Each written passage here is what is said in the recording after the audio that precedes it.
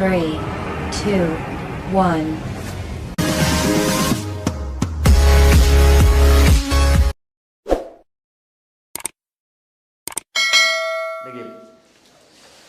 साम्य अवस्था चैप्टर के अंतर्गत आप सभी स्टूडेंट पढ़ने जा रहे हैं आयनिक साम्य अवस्था। आप लोग को बैकअप क्लास देते हुए स्टार्ट कर रहे हैं ये क्लास, ध्यान दिया जाए।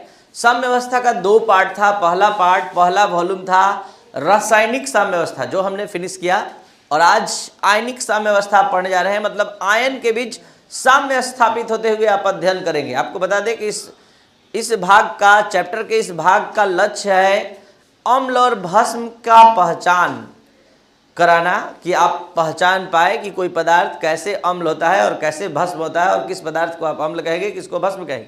साथ ही साथ पीएच, पीओएच, पीकेडब्ल्यू, जल का आयनिक गुणनफल, ये सभी सारा कॉन्सेप्ट आपको मिलने वाला है। तो शुरू करते हैं पहले अम्ल भस्म की विचारधारा से। आपको बता दें कि 7, 8, 9, 10th क्लास से ही अम्ल भस्म के बारे में आप जानते आए हैं।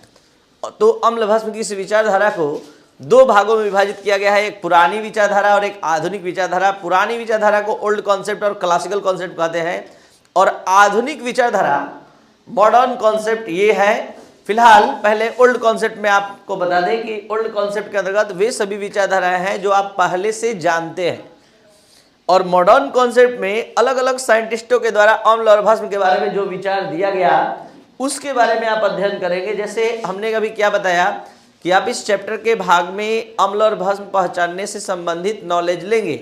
जैसे शुरू से ही ये दिक्कत होता आया है कि कोई पदार्थ को कैसे हम अम्ल कहें, कैसे भस्म कहें। जो स्थिति आप लोग का है कि कोई पदार्थ, कोई तत्व देखने के बाद नहीं बोल पाते हैं कि कौन अम्ल है कौन भस्म है। तो इसको जानने के लिए अलग अलग साइंटिस्टों ने अपना अपना विचार दिया। जैसे अरहेनियस ने विचार दिया तो अरहेनियस अम्ल भस्म विचारधारा, ब्रॉन्स्टेड-लॉरी ने विचार दिया तो ब्रॉन्स्टेड-लॉरी अम्ल भस्म विचारधारा, लेविस ने कॉन्सेप्ट दिया तो लेविस अम्ल भस्म विचारधारा, Lux flood model concept, Usanovich concept, Ingold concept, ये सभी अम्ल भस्म की विचारधाराएं हैं जो आधुनिक विचारधारा में आती है। हम लोग आज प्रारंभ कर रहे हैं क्लासिकल कॉन्सेप्ट, अम्ल और भस्म की पुरानी विचारधारा। अम्ल भस्म की पुरानी विचारधारा में उन सभी विचारधारा को रखा गया है जो, मतलब अम्ल और भस्म के बारे में आप बहुत सारे साइंटिस्टों का स्टेटमेंट पढ़े हैं। जैसे अम्ल के बारे में आप क्या जानते हैं, यही ना कि अम्ल स्वाद में खट्टा होता है। अम्ल शब्द जो है ग्रीक शब्द एसिडस से बना है जिसका अर्थ होता है सावर, सावर माने खट्टा। अम्ल का पीएच मान 7 से कम होता है। अम्ल जल में घुलता है तो H+ देता है। अम्ल मतलब कोई चीज़ में मिलाते हैं तो उसके पीएच मान को कम कर देता है। अम्ल जो है भस्म से अभिक्रिया करता है तो लवण का निर्माण करता है। अम्ल में नीला लिटमस पेपर आप डालते हैं तो लाल लिटमस पेपर बदल जाता है। अम्ल में धातु का कार्बोनेट डालते हैं तो कार्बन डाइऑक्साइड मुक्त करता है। ये सभी बातें आप जूनियर सेक्शन में भी पढ़ चुके हैं। तो ये सारा कलेक्शन एक जगह आपको मिलेगा। ये सभी अम्ल के बारे में आपने सुना। अब आपको बता दें कि अम्ल 3 प्रकार का होता है। अम्ल 3 प्रकार का होता है, 4 प्रकार का होता है।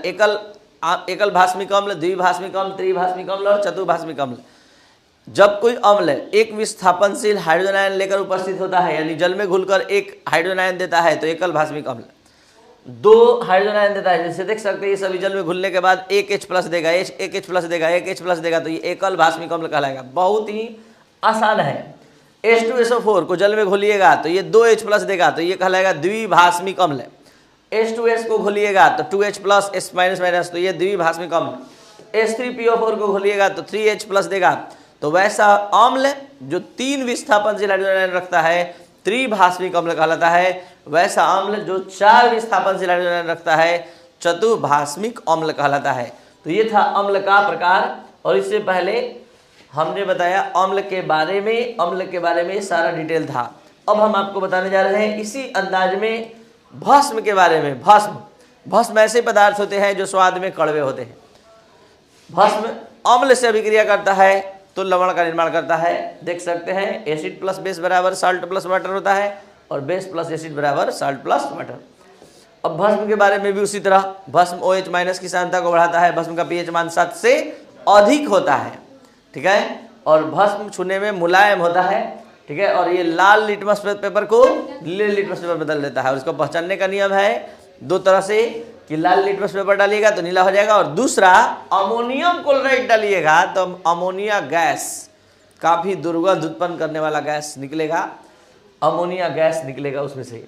तो ये था आपका अम्ल और भस्म के बारे में नॉलेज। अब आइए भस्म के प्रकार के बारे में जानिए। भस्म के प्रकार के बारे में, भस्म 3 प्रकार का होता है। एकल आम्लिक भस्म, द्विआम्लिक भस्म, त्रिआम्लिक भस्म। तो एकल आम्लिक भस्म वैसा भस्म जो जल में घुलकर एक विस्थापनशील OH- प्रदान करता है। देख लीजिए इस चारों को ध्यान से, इस चारों को जब जब जल में घोलिएगा तो जल में घुलने पर ये एक OH- देगा। देख लीजिए एक OH-, एक OH-, एक OH- दे रहा है। लेकिन इसको देखिए जल में घुलने पर ये देखिए 2 OH- दे रहा है, 2 OH- दे रहा है, 2 OH- दे रहा है। इसको क्या कहेंगे आप लोग? द्विआम्लिक भस्म, द्विआम्लिक भस्म। और उसके बाद ये देखिए त्रिआम्लिक भस्म है, यानी कि जल में घुलने के बाद 3 विस्थापनशील OH- देगा। कुछ स्टूडेंट के मन में कंफ्यूजन उत्पन्न हो रहा है कि हम नाम ले रहे हैं भस्म का, पढ़ रहे टाइप भस्म का, तो उसमें अम्ल क्या कर रहा है? द्विआम्लिक भस्म इसको क्यों कह रहे हैं? एकल आम्लिक भस्म क्यों कह रहे हैं? तो आइए इसके बारे में समझते हैं, ये किस आधार पर लिखा गया है। देखिए अभी हम बात करते हैं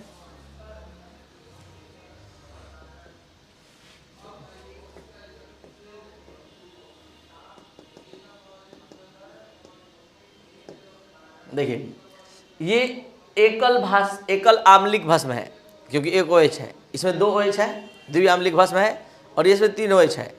इस भस्म के सामने अगर एक अम्ल लाएंगे तो ये एक सिंगल अणु को उदासीन करेगा, लेकिन इसके सामने लाएंगे तो ये आएगा अकेले, लेकिन करेगा 2 अम्ल के अणु को उदासीन। इसीलिए इसका नाम पड़ा है द्विआम्लिक भस्म। एक ऐसा भस्म जो अकेले 2 अम्ल के अणु को उदासीन करेगा। ये देखिए ये आया है अकेले, सिंगल। कैसे जाने अकेले आया है? इसके आगे कुछ नहीं लिखा है, कुछ नहीं का मतलब एक अणु, और कितना भस्म को कितने अम्ल को उदासीन कर रहा है? 3 अम्ल को, इसीलिए इसका नाम पड़ा है त्रिआम्लिक भस्म। अब इसके और आगे यहां देखिए, अब भस्म जब अम्ल पढ़ रहे थे तो वहां लिखा था एकल भास्मिक अम्ल। अम्ल में भास्मिक शब्द जुटा था, एकल भास्मिक अम्ल, द्विभास्मिक अम्ल, त्रिभास्मिक, चतुर्भास्मिक। किस आधार पर? इस अम्ल का क्षमता है कि एक भस्म को उदासीन करेगा। इस अम्ल का क्षमता है आएगा अकेले, लेकिन 2 भस्म को उदासीन करके रख देगा। ये आया अकेले, लेकिन 3 भस्म को उदासीन कर देगा, ये 4 भस्म को उदासीन कर देगा। इसलिए इस अम्ल का नाम है 4 मतलब चतुर्भास्मिक अम्ल। त्रिभास्मिक अम्ल मतलब 3 भस्म को उदासीन करने वाला अम्ल। द्विभास्मिक अम्ल 2 भस्म को उदासीन करेगा अकेले, इसीलिए इसका नाम ऐसे पड़ा है। तो ये था आपका आज का क्लास। अगर आप सभी स्टूडेंट इस क्लास से 100% सेटिस्फाइड हुए तो इसको लाइक, शेयर और सब्सक्राइब करना ना भूलें। Thank you.